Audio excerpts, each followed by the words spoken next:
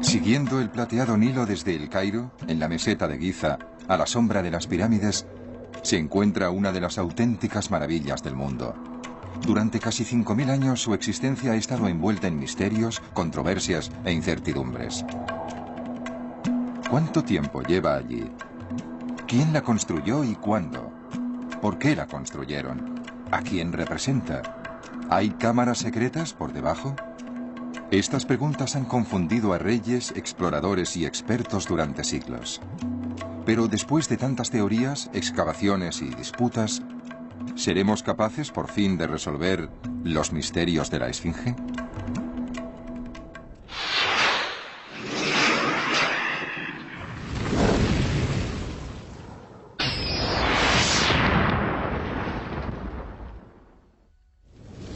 Los misterios de la Esfinge.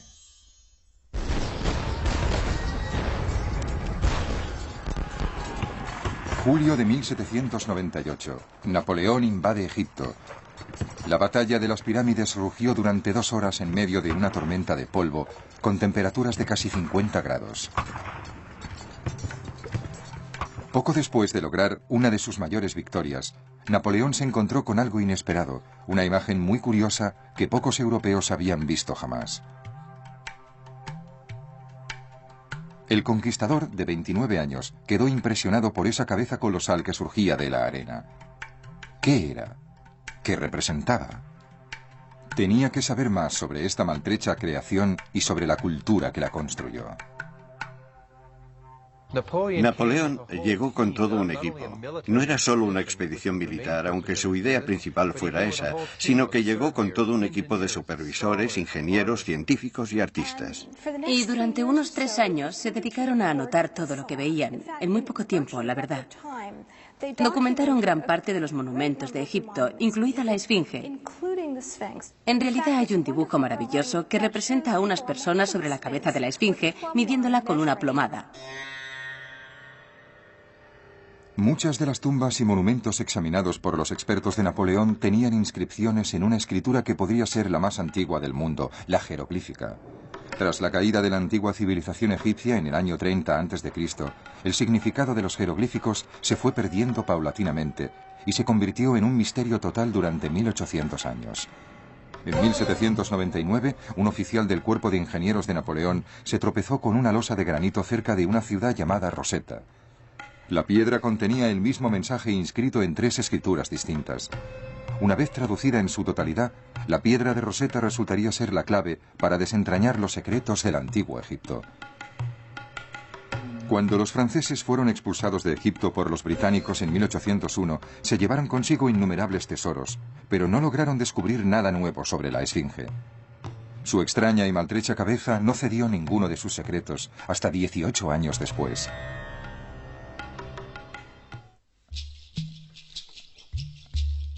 Todo el mundo conoce la palabra esfinge, pero pocos conocen su origen real y su significado. La palabra esfinge es de origen griego. Sphingen significa constreñir, o sea, atar, estrangular, ahogar. Y naturalmente eso tiene relación con la propia mitología de la figura de la esfinge. Era una estranguladora. Es una mala pronunciación de una palabra egipcia. De 2 palabras egipcias, imagen viva. Esfinge significa chispán. Es una palabra egipcia. Chispán. Imagen viva. Pues claro, eso eran las esfinges. Eran imágenes vivas. La mayor parte de las esfinges son retratos de reyes concretos. La gran esfinge es la viva imagen de un rey divino, tal vez del rey Sol, en la encarnación de uno de los reyes vivos de Egipto.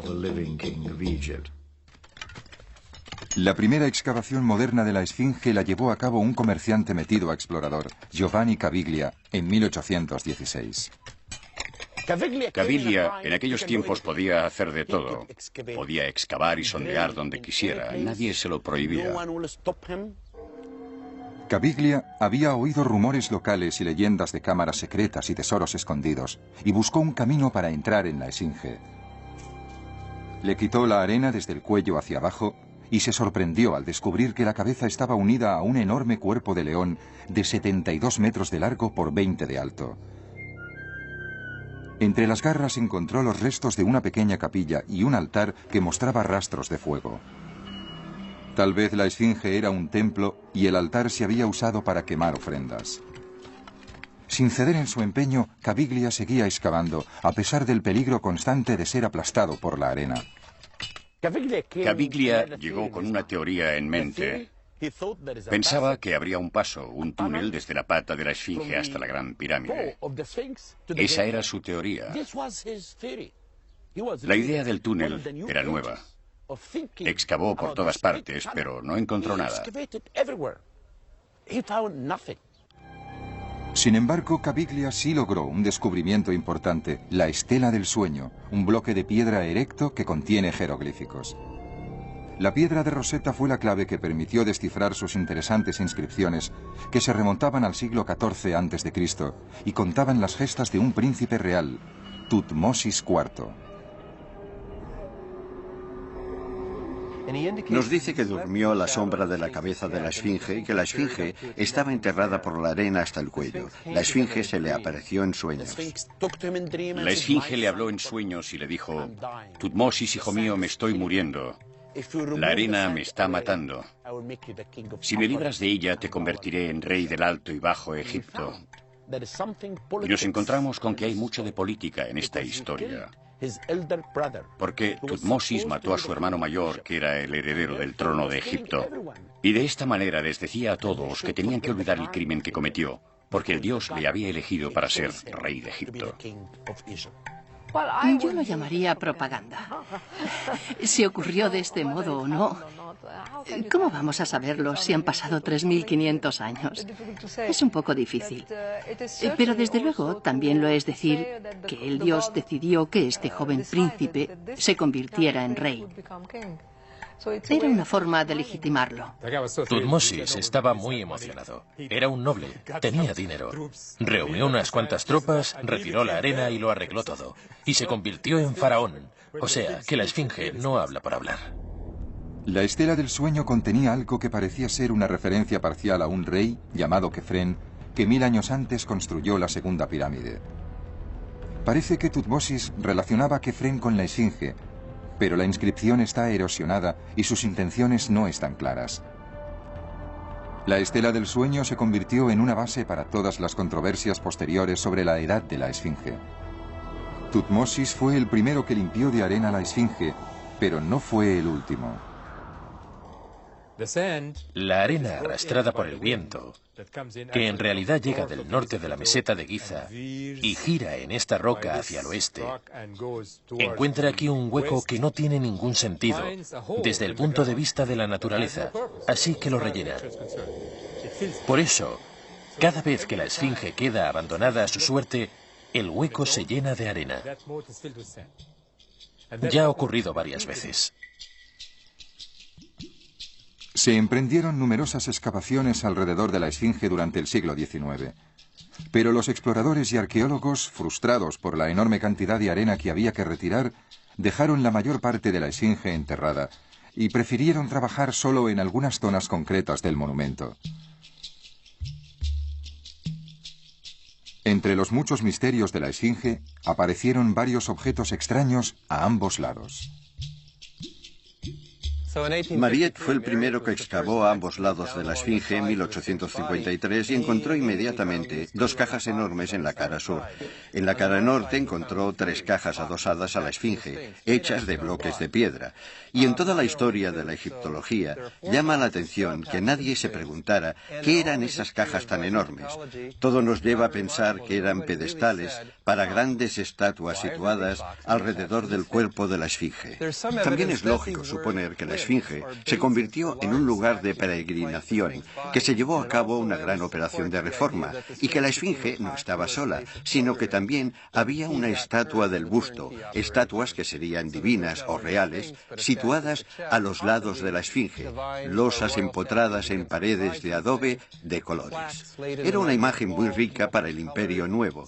Seguramente esa es la explicación para las cajas.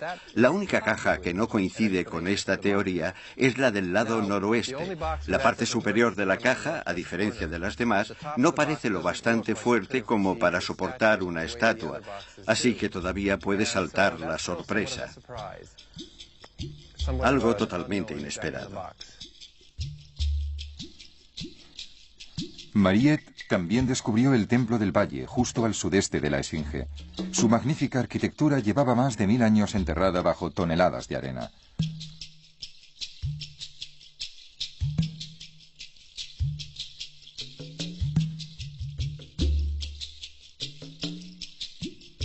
En su interior, Mariette encontró estatuas, un tanto deterioradas, del faraón Khefren. Llegó a la conclusión de que el Templo del Valle formaba parte del complejo funerario de este gran rey y que éste estaba conectado con su pirámide por medio de un pasadizo. La proximidad del templo a la Esfinge sugirió a los científicos de la época que tal vez la Esfinge fuera construida por Khefren.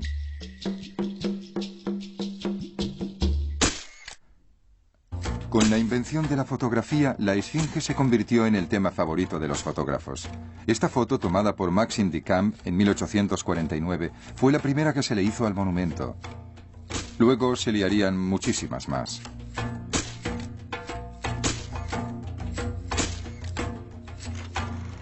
Las primeras imágenes animadas de la Esfinge, que pocas veces se ven, fueron rodadas en 1902 por los pioneros franceses del cine, los hermanos Lumière.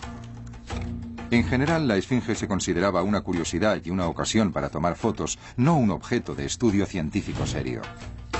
Hasta 1922, en que un sorprendente descubrimiento llevó la obsesión internacional por las antigüedades egipcias a máximos históricos. Una expedición arqueológica inglesa dirigida por Howard Carter descubrió la tumba de un antiguo faraón egipcio, el rey Tutankamón. El mundo había captado un destello de su civilización más antigua. Los objetos de valor incalculable hallados en la tumba unían su historia al rompecabezas de los misterios de la antigüedad. El interés por los misterios de la Esfinge también revivió. En 1925, el ingeniero Émile Barreis supervisó la primera operación de retirada de arena del monumento. También emprendió una serie de reparaciones muy controvertidas. Barreis inició la excavación por cuenta del Servicio de Antigüedades Egipcias y también se encargó de la restauración de Nemes, el tocado de la Esfinge. Una restauración que hoy en día nos parecería muy dudosa. Se temía seriamente que una tormenta del desierto se llevara la cabeza, por lo que ésta se fijó con cemento bajo el cuello, en un vago intento de reconstrucción de lo que sería el tocado original, que llegaba casi a los hombros. La reconstrucción no fue muy buena. Alteró completamente la imagen de la estatua. Si la ves ahora, si miras imágenes modernas, tus propias filmaciones, y luego ves las fotos del siglo XIX, es casi como ver dos estatuas distintas. Su imagen ha cambiado tremendamente con esas restauraciones. Como otros egiptólogos, yo creo que hoy en día deberían ser eliminadas. Tendríamos que devolverle el aspecto que ha tenido durante casi toda su historia. Uno de los aspectos menos habituales de la Esfinge se captó durante la Segunda Guerra Mundial. Por primera vez, un equipo de hombres cubrió la Esfinge de arena, formando una barba de sacos de arena para proteger el monumento de las bombas nazis. Desde que Napoleón puso sus ojos en la Esfinge, la civilización moderna ha luchado por descubrir sus misterios. No se ha descubierto ninguna historia escrita de este monumento. No parece que se haya registrado ningún detalle de su creación en piedra ni en papiro. ¿Quién la construyó y cuándo? ¿Con qué propósito? La respuesta a esas preguntas solo nos será revelada si retrocedemos hacia el pasado.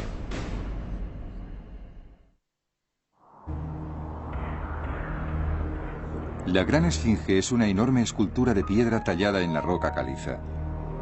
Está en un recinto parecido a un foso, de donde los expertos creen que se sacaban las piedras para construir las pirámides y los templos cercanos.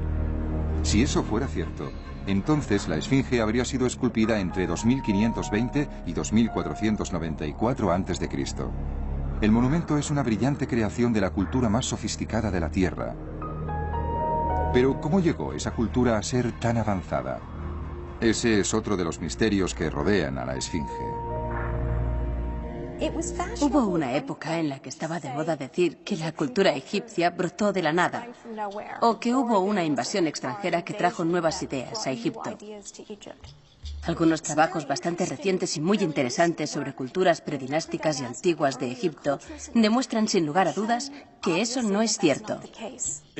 Si retrocedemos algo más de 5.000 años, justo antes del principio de la civilización egipcia, el paisaje sería totalmente distinto. En las tierras al oeste del Nilo, entre 5.000 y 11.000 años atrás, había muchos lagos, un entorno parecido a la sabana. Había vegetación, había animales y había hombres. Era un entorno muy rico. En el río había pesca abundante y animales que llegaban atraídos por las aguas del Nilo. Habían desarrollado una tecnología fluvial muy avanzada, pero eso no equivale a una civilización. Así que algo debió pasar hace 5.000 años para encender la chispa de la civilización. Una sequía masiva atacó el oeste de Egipto en el cuarto milenio antes de Cristo. Los lagos se secaron, los ríos desaparecieron y ya no había hierba para los animales.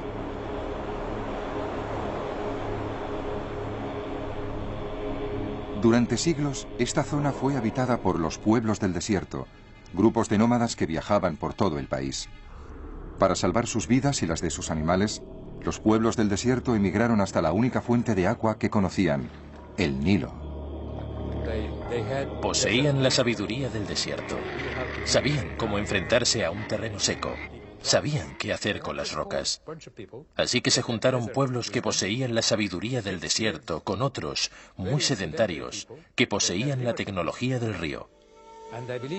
Creo que fue esta mezcla tan increíble e interesante entre las dos culturas, la mutua fertilización de ideas, lo que prendió la chispa de la civilización egipcia. Aquí empezamos a ver pruebas de sociedades más complejas.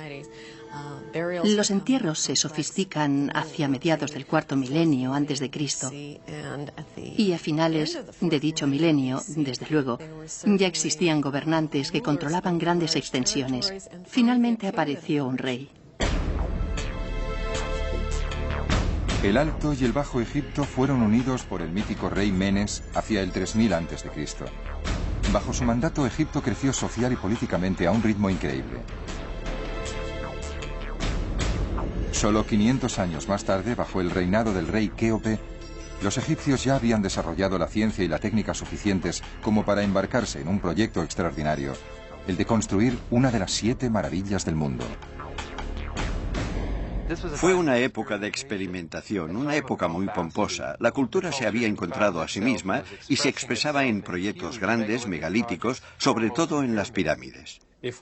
Si nos fiamos de Hollywood, creeremos que las pirámides fueron construidas por un tirano que esclavizaba a su pueblo y le obligaba a cortar la roca amenazándolo con el látigo. Estamos seguros de que no había esclavos trabajando en esta obra. Al contrario, sabemos que eran unas fuerzas muy especializadas, equipos de zapadores, podríamos decir.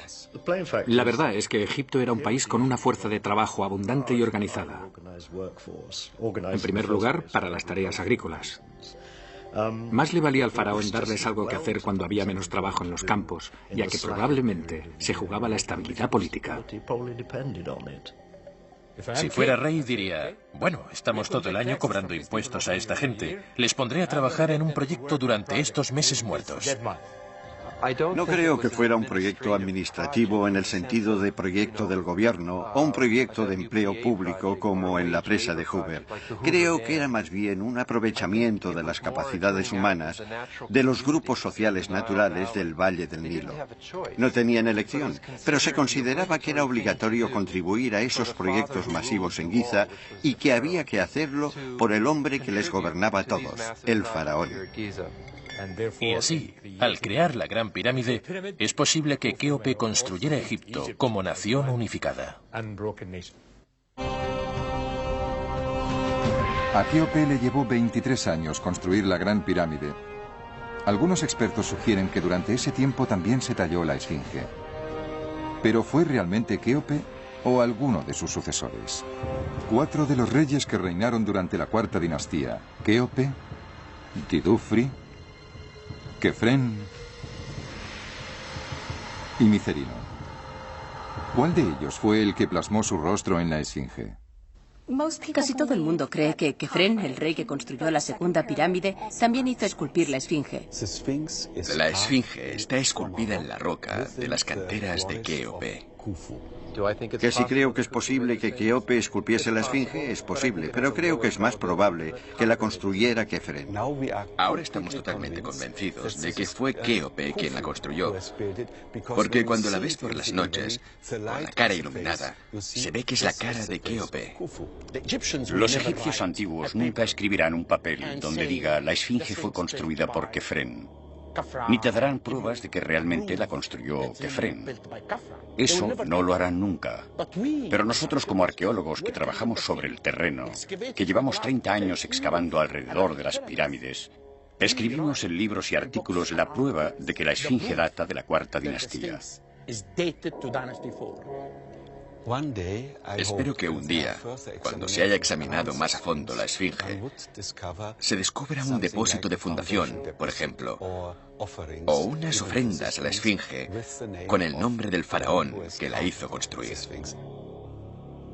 Los egiptólogos todavía se sienten más inseguros cuando intentan determinar cuál era su propósito original, que ha resultado más tentador y más difícil de atrapar que una brisa del desierto.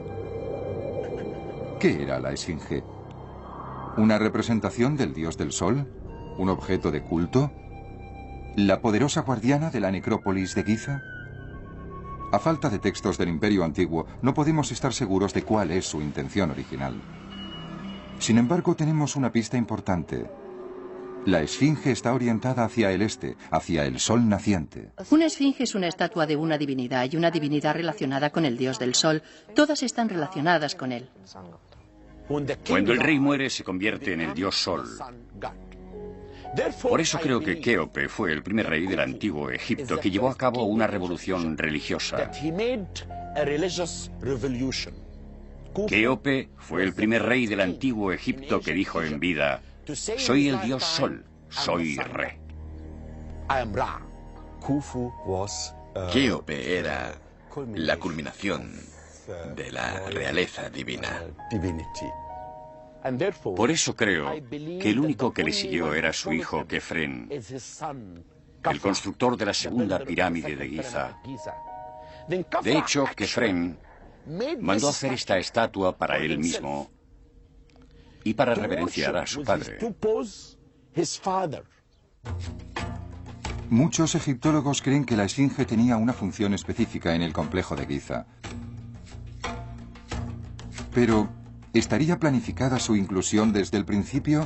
¿O es posible que hubiera algo en la zona, más antiguo que las pirámides, más antiguo que el propio Egipto, algo que inspiró la creación de la gran esfinge?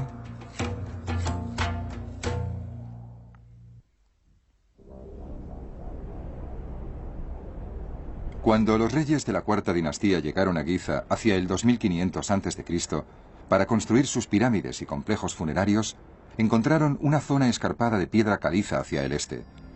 De allí sacaban los obreros bloques de piedra caliza para construir las nuevas edificaciones, dejando a su paso una zona hundida con un bloque de piedra enorme sin cortar en el centro. Muchos expertos creen que la esfinge empezó a partir de ese bloque residual. La forma de la roca que quedaba sugería posibilidades monumentales. En el desierto oeste del Nilo hay muchas de estas figuras erosionadas por el viento, que en geología llamamos yardans, de una palabra turca que significa escarpado. Una de ellas, cerca del oasis de Farafra, en Egipto, es exacta a la esfinge. Cuando la vi y la fotografié, supe que estaba preparado para exponer mi teoría y publicarla. Y mi teoría es que al este de la meseta de Giza había toda clase de colinas esculpidas primero por la erosión del agua y luego por la erosión eólica. Y la erosión del agua hace que estas rocas y estas colinas sobresalgan del suelo. Luego, el viento se encarga de darles forma. Los antiguos egipcios podrían haberla cortado en trozos cuando construían la pirámide, pero no lo hicieron porque vieron la belleza de esa forma. Una cabeza y un lomo aerodinámicos. Y pensaron, Dios mío, esto lo podemos modificar un poco para crear una figura como las que hemos visto en el desierto. Digamos que solo la embellecieron. Le dieron forma a algo que ya estaba allí para hacer lo que querían. A falta de pruebas definitivas, es posible que nunca sepamos exactamente cómo surgió la idea de la esfinge. Lo que sabemos con seguridad es que el monumento está muy erosionado y que se degrada el cuerpo más que la cabeza. Se han dado muchas explicaciones de eso, pero es posible que la verdad esté en la propia roca. La esfinge fue esculpida directamente en la roca viva, como el monte Rushmore en Dakota del Sur. En realidad, aunque está en lo alto de una gran montaña de granito, aquí es piedra caliza. La esfinge se compone de distintos tipos de piedra caliza dispuestos en diferentes capas, y algunas de esas capas resisten mejor la intemperie que otras. Es evidente que ya conocían su estratificación por capas y sabían que el bloque de la cabeza era de una piedra de muy buena calidad. Por eso los detalles de la cabeza se han conservado tan bien. La llamamos el miembro 3. Se ven las cejas y los ojos de la escultura original de la cuarta dinastía, me parece. Y luego tenemos el miembro 2, que es el cuerpo muy desgastado por su exposición a la intemperie. Son una serie de capas superpuestas, una dura y otra blanda, pero en general, las capas del cuerpo son bastante blandas y se descaman. El bloque inferior, el miembro 1, es una piedra caliza cristalizada muy buena, bastante frágil, porque hace 50 millones de años era una formación de coral y luego un arrecife fósil del fondo del mar. Y a partir de las capas de piedra caliza formaron una criatura impresionante, distinta de todas, mitad hombre, mitad león. Los antiguos egipcios se sentían fascinados por la idea de mezclar las especies, y eso ha quedado reflejado en sus obras de arte. A los egipcios les gustaba hacer sus propias combinaciones de cosas. Identificaban los aspectos más destacados de varias cosas, como animales, humanos o lo que fuera, y los combinaban de formas distintas y únicas. Identificaban a algunos animales por su poder, como el león o el toro, por ejemplo, y los combinaban. Combinaban algunos aspectos suyos con aspectos humanos, para que su poder se contagiara a los humanos, concretamente al rey, claro. En el antiguo Egipto el rey siempre quiere demostrar su poder. Quiere destruir a sus enemigos. Y como siempre cuando se investiga la historia egipcia, el rey aplasta a sus enemigos con los pies en forma de león, porque el cuerpo de león es una forma de poder. Y era este elemento de poder, este aspecto aterrador, lo que los egipcios deificaban y combinaban con nuestro monarca. Verán, en árabe la esfinge se llama Abul-Hul, que significa padre del terror. Padre, pero no en el sentido de que dé vida al terror, sino que en árabe, cuando dices Abul-Hul, es como decir que es impresionante, transmite terror. Hoy en día, la esfinge se halla mutilada y erosionada. Nadie sabe cómo era exactamente su aspecto original. Pero los expertos deducen que el tocado de la cabeza era completo, con sus laterales curvándose sobre los hombros y la frente adornada con una cobra en posición de ataque, una divinidad que protegía a quien la llevara. La cara estaba adornada con una barba divina, larga e inclinada, símbolo del rey Dios. Como toque final puede que el creador de la esfinge añadiera algo sorprendente a la roca viva. Basándome en mis estudios de la esfinge, creo que fue pintada quizás más de una vez en distintas épocas. La esfinge era una escultura, y las esculturas egipcias, las esculturas de piedra egipcias, especialmente las que estaban hechas de piedra blanda, siempre se pintaban. La piel y la cara serían sobre todo en rojo. Los elementos como la barba y las cejas irían en azul. Había rastros de pintura roja por los ojos y las cejas, líneas cosméticas que resaltaban los ojos de una forma muy elegante y seguían hacia arriba, hasta las sienes. Y seguramente amarillo. Es muy probable que las bandas a ambos lados de la cabeza fueran azules y amarillas como el lapislázuli y el oro de la máscara dorada de Tutankamón. La esfinge empezó a deteriorarse en cuanto se fueron los obreros. Se le hicieron por lo menos 3 restauraciones importantes durante los 1000 años siguientes. La apariencia de la esfinge aún cambió más cuando se cayeron la barba divina y la cobra erecta, seguramente durante el Imperio Nuevo, entre 1550 y 1070 a.C.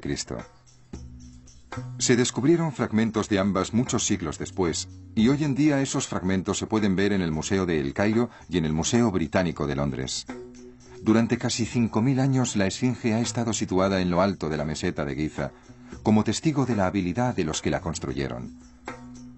Lo sorprendente es que, a pesar de todo el esfuerzo y las atenciones que se le dedicaron al monumento, probablemente nunca se terminó.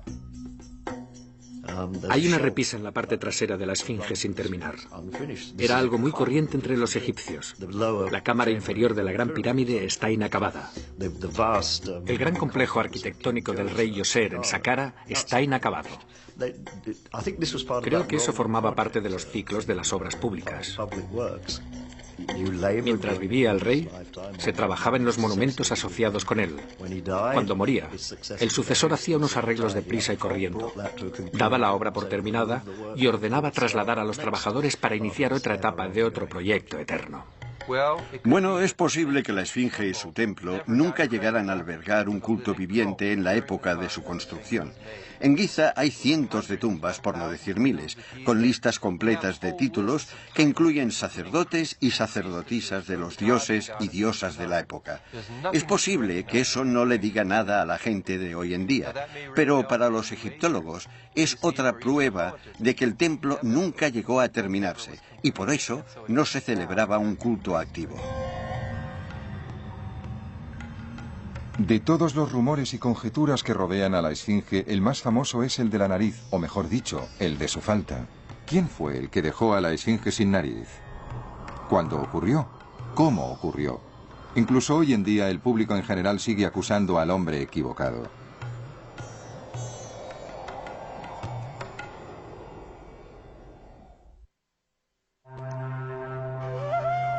Si vemos la esfinge hoy en día, nos impresiona la expresividad de sus ojos y su suave e inescrutable sonrisa.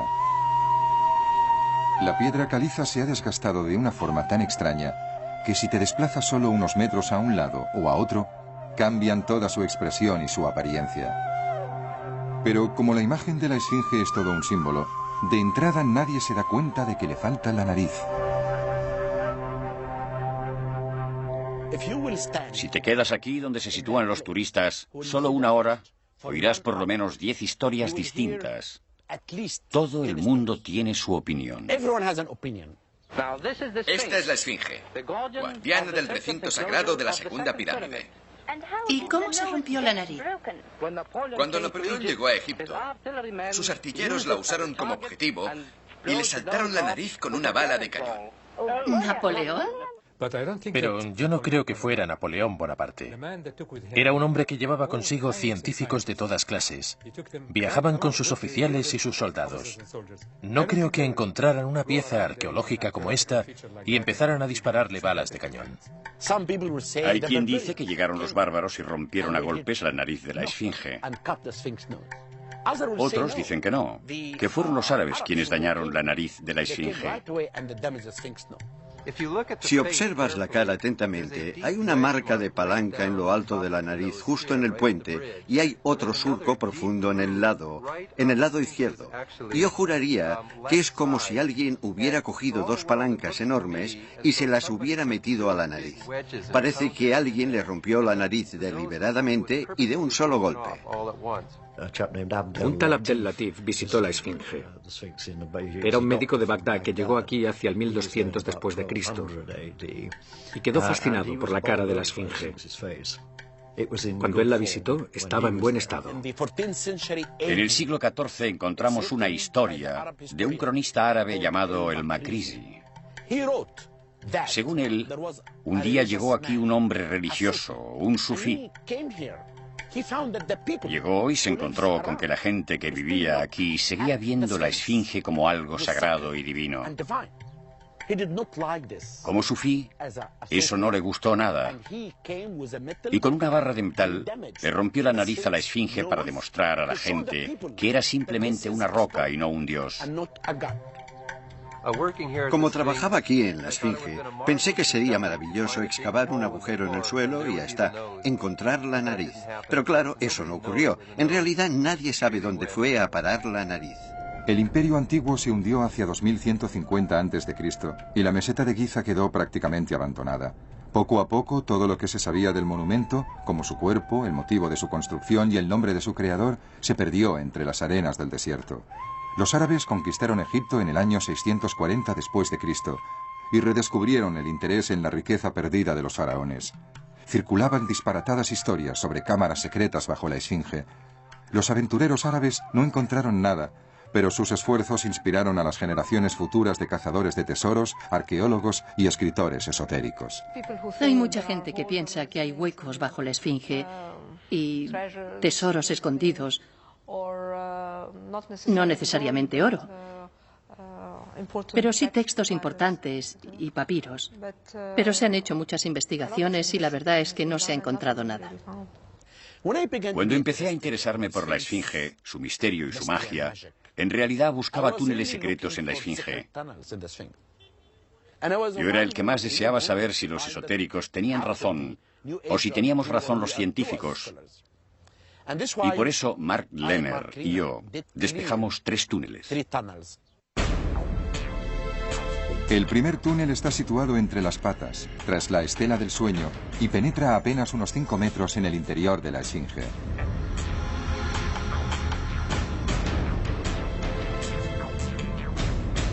El segundo está situado en lo alto de la esfinge, detrás de la cabeza, y es muy probable que fuera excavado por los primeros buscadores de tesoros. Pero el túnel más grande de todos está en la parte trasera de la esfinge. El primero que nos habló del túnel fue un anciano, Sheikh Mohammed, que trabajaba para nosotros. Nos dijo que su abuelo le había contado que si apartas esa piedra encuentras un túnel dentro de la esfinge. Pero también nos avisó de que existe una maldición y a quien intente apartar la piedra le ocurrirá algo terrible. Y le dijimos, no se preocupe por la maldición. Y llegamos, abrimos el túnel y entramos. Pero antes de entrar, Mark Lehner y yo mandamos a un amigo norteamericano por delante para que cargara con la maldición. Encontramos un túnel que bajaba a unos 15 metros hacia el interior de la esfinge. No encontramos nada, solo unos cuantos zapatos viejos. Pero lo más importante es que descubrimos que los túneles que estaban excavados en la esfinge no eran recientes. Tanto el método de excavación como su forma nos demostraron que se trataba de unos túneles antiguos, no de túneles nuevos. ¿Por qué? Porque la gente del Imperio Nuevo sentía un gran interés por la esfinge. Entonces creían, igual que nosotros, que había algo escondido bajo la esfinge, que había túneles y cámaras secretas y por eso vinieron a excavar. Cuando hicimos los análisis sísmicos alrededor de la esfinge, no nos fijamos solo en la erosión subterránea, sino que observamos otros detalles. Hay un hueco, una cavidad, una cámara. Ahí debajo hay algo. Vino gente del Instituto de Investigación Stanford en 1977 y se dedicaron a perforar. Bajaron más de 20 metros por la pata derecha de la esfinge y no encontraron nada. Descubrieron que la esfinge es una roca sólida, pura roca viva. No hay nada bajo la esfinge. Sin embargo, la leyenda persiste. Cada año se presentan nuevas solicitudes de grupos esotéricos, de instituciones académicas que quieren emplear las últimas tecnologías para buscar túneles o cámaras escondidas. Parece que es un misterio de la esfinge que para algunos nunca morirá. A principios de los años 90, una nueva exploración de la esfinge desafió todas las cronologías aceptadas sobre la historia de Egipto. Se abrió un encendido debate entre los expertos. Mi trabajo para recalcular la fecha de talla de la Esfinge ha sido más o menos controvertido, por no decir algo peor. Lo que me llamó la atención es que la Esfinge, y en general todo el recinto de la Esfinge, presenta un tipo de erosión distinto al de la meseta de Giza. Estoy convencido que en el cuerpo y en el recinto de la Esfinge, que se construyeron al mismo tiempo, se encuentra un tipo de erosión causado por la lluvia. Eso está clarísimo. Puedo afirmar con seguridad que la Esfinge es anterior al 2500 a.C., más antigua que los faraones. Pero la gran pregunta es, ¿cuántos siglos más antigua? Y esa observación se basa en el hecho de que hay más rastros de erosión por agua en la Esfinge, sobre todo en la parte superior, que en ningún otro punto. Y eso es cierto. Hay más erosión por agua, porque esa parte del cuerpo de la Esfinge estuvo expuesta a los elementos mucho antes de que existieran los antiguos egipcios, antes del antiguo Egipto, antes del cambio climático, durante cientos de miles de años. Estas capas más blandas son calizas. Y son tan blandas que puedes deshacer la piedra literalmente con tus propias manos. Son puro yeso. Y es lo que pasaba con la Esfinge antes de que la cubrieran al restaurarla. Eso es lo que provoca esos huecos redondos, y no el agua de la lluvia corriendo por los flancos de la Esfinge. Las capas más duras, que parecen más redondeadas, se descaman tanto que les puede sacar lascas enormes como de una patata grande, casi de 1 centímetro de grueso, y seguramente son las sales las que hacen saltar la roca a pedazos y la destrozan por momentos. No hacen falta miles de años de lluvia para mostrar estas pautas de erosión. La erosión se está produciendo ahora, ante nuestros propios ojos. No puedo discutir científicamente sobre las pautas de erosión ni nada de eso. Pero sí puedo decir que no hay nada en la civilización egipcia que nos lleve a pensar que podían crear un monumento así en una época tan antigua. Habría brotado en el vacío, y eso no tiene lógica. La teoría de la erosión por agua sigue siendo controvertida. Una gran mayoría de expertos creen que no hay pruebas que la sostengan, o muy pocas. Si la Esfinge no surgió de las brumas de la prehistoria, ¿quién la talló? ¿Y cuándo? Unas excavaciones recientes en la meseta de Giza han puesto al descubierto nuevas pruebas muy importantes para saber más sobre los auténticos constructores de la Esfinge. A poca distancia de la Esfinge, en dirección sur, Mark Lenner y Zahi Hawass realizaron un descubrimiento extraordinario que ha ayudado a resolver otro de sus misterios. Aquí encontramos rastros del campamento de obreros, y creo que los obreros que trabajaron en la construcción de la Esfinge y las pirámides vivían por encima de esta zona.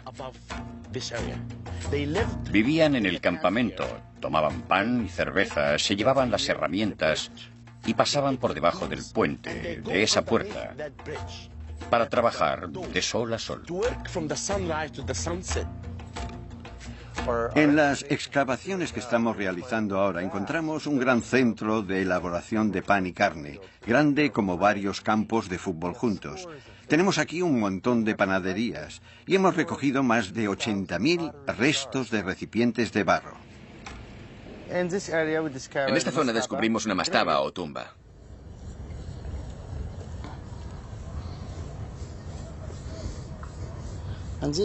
Y esta calavera parece haber pertenecido a un hombre joven, porque tiene la frente pequeña.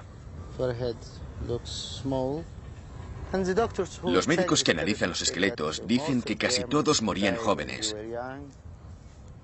entre los 35 y los 45 años. Todos los esqueletos de hombres y mujeres que encontramos en el cementerio inferior tienen la espalda muy dañada porque se dedicaban a cargar grandes pesos. El descubrimiento de las tumbas de los constructores de las pirámides también nos confirma dos detalles importantes.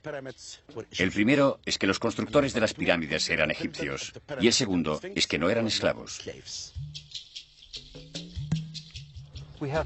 Tenemos nombres, relaciones de parentesco. La Esfinge y las pirámides tienen todo un contexto.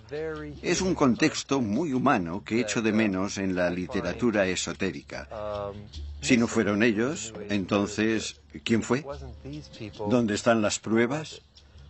Porque no se puede hacer desaparecer una cultura sin dejar rastro, dejando solo un monumento enigmático como una especie de iceberg flotando en solitario. La Esfinge lleva cerca de 5.000 años ocupando una posición destacada en la meseta de Giza. Ha visto y ha soportado muchas cosas, pero a pesar de su larga, mágica y misteriosa vida, nada hacía pensar que este monumento renacería de una forma tan esplendorosa. A la 1:30 de la tarde, en febrero de 1988, un pedazo del hombro derecho de la Esfinge cayó al suelo. Todo el país se escandalizó. ¿Cómo podía pasarle algo así a la Esfinge? Me fui a comprar pepinos a un vendedor callejero del Cairo. El vendedor me reconoció, un pobre que no sabía ni leer ni escribir. Me reconoció y me dijo: señor, ¿cómo está la Esfinge? Fue la palabra, la frase más impresionante y maravillosa que he oído en mi vida.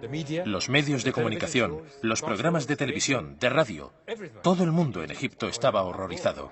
¿Cómo ha podido pasarle algo así a la Esfinge? Arreglémosla, que no vuelva a pasar nunca más.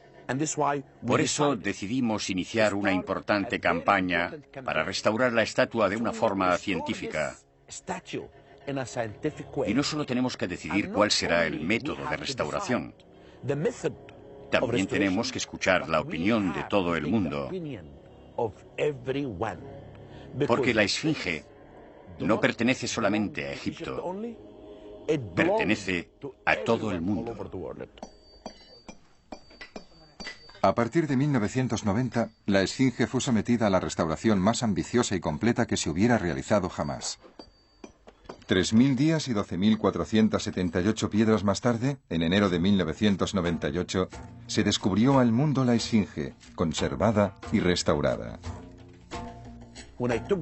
Cuando quitamos los andamios y empezamos las celebraciones, miré a la Esfinge y me di cuenta de que estaba sonriendo.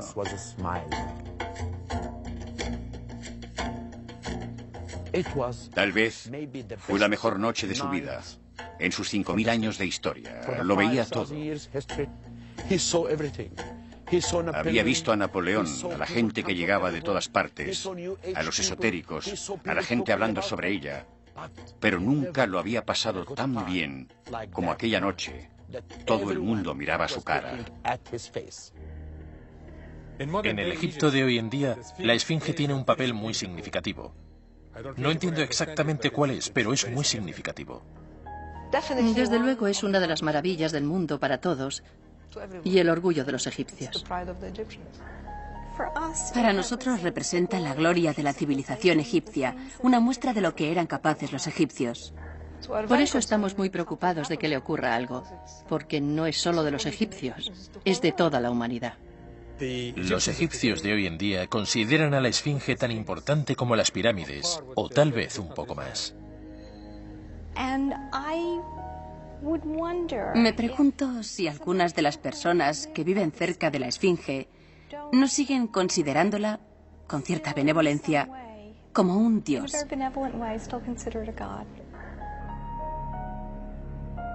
¿Nos descubrirá el símbolo más emblemático de Egipto todos sus secretos? No creo que lleguemos jamás a saberlo todo. Creo que siempre habrá misterios. Siempre habrá teorías que sustituyan a otras. Si sabemos demasiado, perderemos el interés. Creo que es mejor no saber demasiado. Ya sabemos bastante. Como muchos científicos y estudiosos modernos, creo que debemos conformarnos con cierto nivel de probabilidad y no buscar la seguridad, la certeza. En realidad pienso que si tuviéramos que estar seguros, nos rebelaríamos.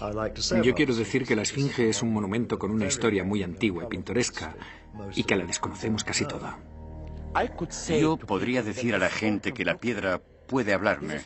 Es una piedra, pero al mismo tiempo no lo es.